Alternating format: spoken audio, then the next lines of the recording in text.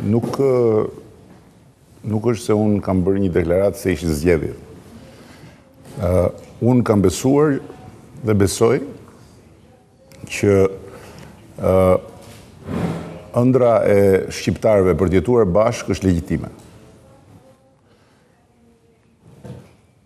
Por, në shekullin e sotëm, këtë ëndër nuk duhet ja u lëmë në dorë forcave që ushqehen me mitet e shkuarës.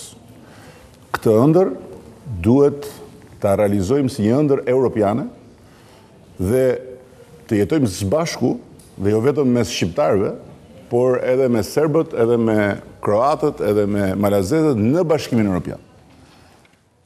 Dhe rruga e Bashkimit Evropian është dhe rruga e bashkimit mes nesh, si shqiptar dhe së bashku me tjerë.